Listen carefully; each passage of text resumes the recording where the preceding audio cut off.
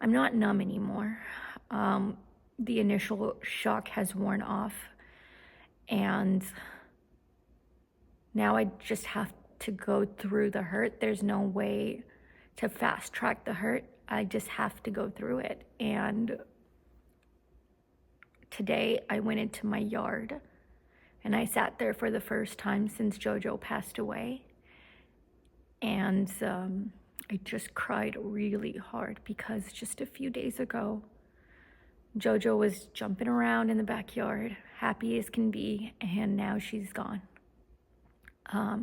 So for those of you who may not have seen it on social media, JoJo was my red kangaroo, which I know is going to sound shocking to a lot of people that you can have kangaroos as pets, but I live in Texas where they're considered livestock. I have a farm, and JoJo lived with us since she was a baby. I brought her home 2 years ago.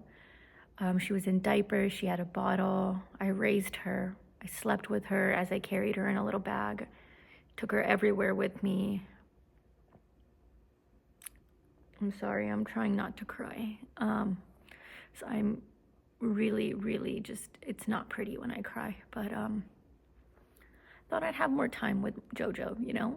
Kangaroos should be able to live 15 plus years, 20 plus years, if domesticated, and she lived 2 years.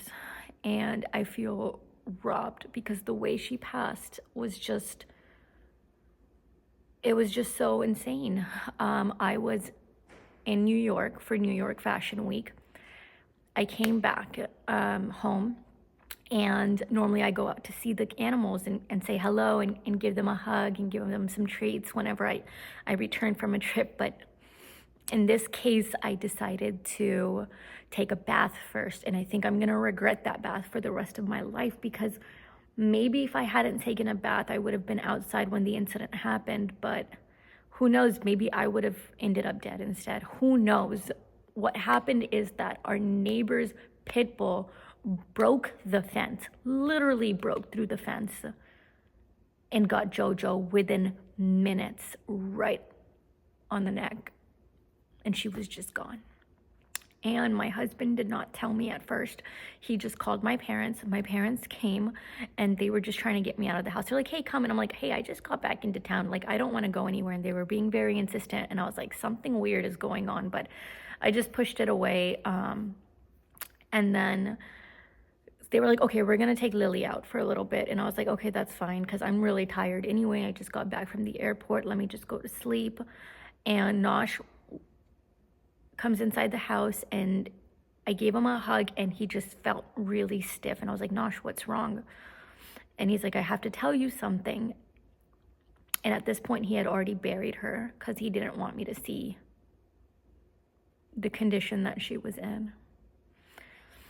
So God bless him for taking care of that and for holding me and getting me through that first night when I found out that the pit bull had gotten JoJo. I also have a goat. The goat went and hid and survived. She's all alone now, so I'm gonna have to figure out, I have to find a companion for her, but I can't even like wrap my mind around that right now. So yeah, that's it. JoJo's gone. Just like that, as quickly as she came into our lives, she's gone. And I'm gonna miss her forever, because the bond that I had with this kangaroo, it was, I mean, every day I would just come outside, I'd say, JoJo, and she would come running.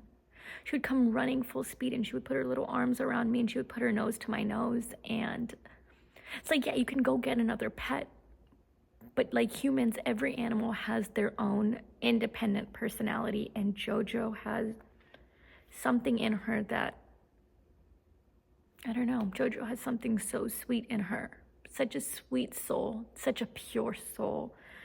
Maybe too pure for this world. Maybe that's why she was called back. But anyway, if you can, just pray for patience for me, for strength and healing.